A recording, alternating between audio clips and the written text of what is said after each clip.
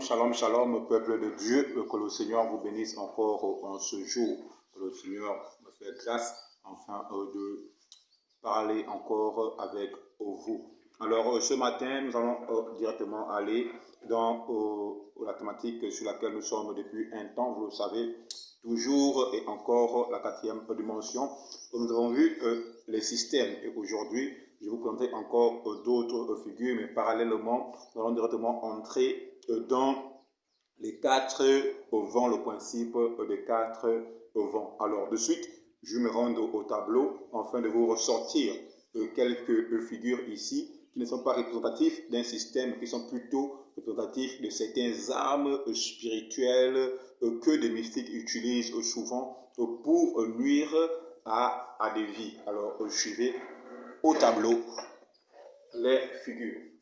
Alors ici j'ai la première figure, on va aller très vite. Voilà. Voilà. Celle-là est peut-être représentative d'une rivière ou d'une route. D'une rivière ou d'une route. Vous aurez suivi ça comme ça. Alors, ici, j'ai la deuxième figure. Voilà. C'est une des figures que j'aime le plus parce qu'elle a plusieurs caractéristiques.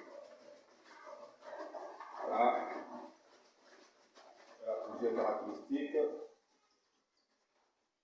Vous l'avez compris, ça peut être un tourbillon, donc notamment une tornade. Et la particularité avec le tourbillon, c'est qu'il a plusieurs formes. Vous pouvez le trouver dans la mer, vous pouvez le trouver tourbillon de tornade ou encore tourbillon de sable dans le désert. Voilà, c'est cette figure-ci.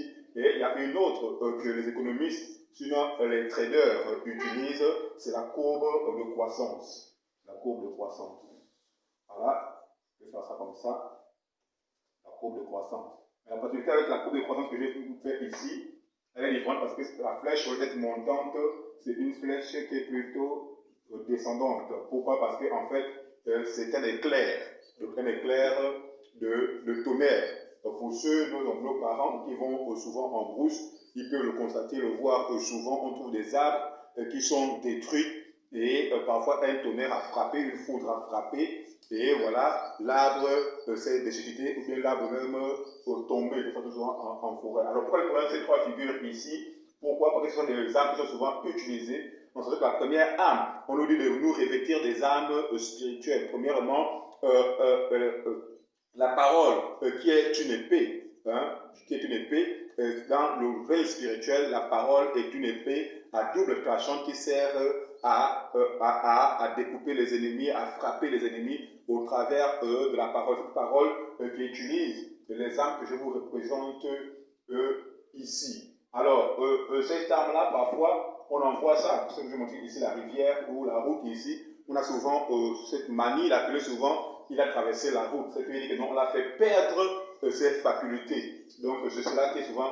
utilisé. Et si la tornade, c'est dans le même sens. On peut faire perdre quelqu'un dans un tourbillon de tornade, on peut le faire disparaître. Ça veut dire que tout ce qu'il a envie de faire est emporter. Toute chose qu'il veut entreprendre est toujours emporté ou détruit. C'est une arme dévastatrice qui est souvent utilisée dans certains pays pour détruire même les nations, les villes. Les messages que je vous montre ici, derrière, il y a souvent des esprits qui sont attachés à cela, mais les paroles qui sont prononcées, c'est souvent ces choses que vous voyez ici. Et ici, comme je vous l'ai dit, ça c'est souvent pour jeter des AVC souvent aux parents, quand nous avons une foudre mystique, ou sinon un AVC mystique, on utilise la foudre, sinon celle que je vous ai représentée ici. Alors, nous allons aller directement de manière parallèle à ce que j'ai appelé ici les quatre vents. Dans la parole de Dieu,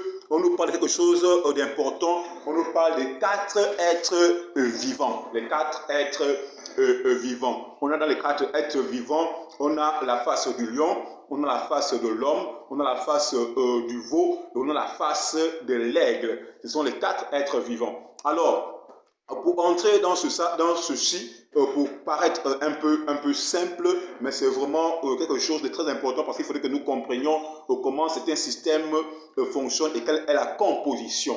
Chaque chose que vous voulez faire, que vous voulez monter, il est important que vous réunissez dans cette chose ce que j'appelle ici les 4 vents, sinon les 4 êtres vivants. Dans le royaume des cieux, on nous dit il y a 12 portiques, donc 12 portes des 12 apôtres qui sont dans les cieux, et tout être humain qui entre dans le royaume des cieux entre forcément par l'une de ces porte est forcément aligné à l'une de ces portes. Et pour entrer dans le vif de mon sujet, il y a quelque chose qui m'a beaucoup marqué et qui m'a interpellé dans mes recherches.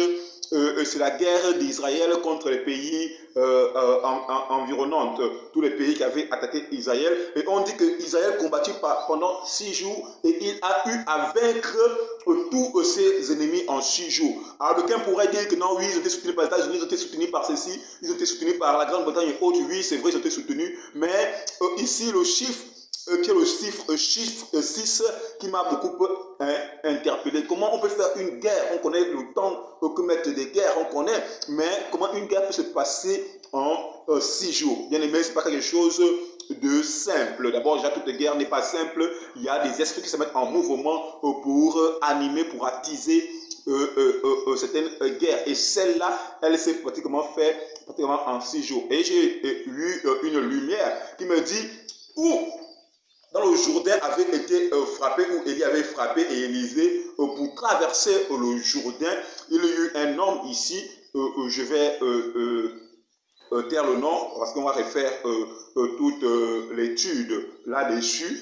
Il y a eu un homme qui avait traversé cet endroit-là à pied sans pourtant être noyé, donc d'un côté à l'autre. Pourquoi? Parce que Élie et Élisée, à cet endroit, ils avaient frappé ce niveau et il y avait une traversée. Ce qui faisait que quand ils avaient été assiégés par leurs ennemis, ils sortirent par là pour aller surprendre leurs ennemis. Ce n'est qu'une parenthèse, mais nous allons y revenir. Alors, les 4 vents sont une arme de guerre, une arme spirituelle qui est très importante dans les nations, dans les pays, parce que beaucoup ne comprennent pas comment s'agence ou bien comment se structure véritablement un pays. Dans un pays, chaque tribu a une particularité, chaque tribu a une manifestation. Parce que derrière chaque tribu, il y a un esprit qui se manifeste. C'est comme vous pouvez voir dans les 12 tribus d'Israël, chaque tribu a un esprit, a une,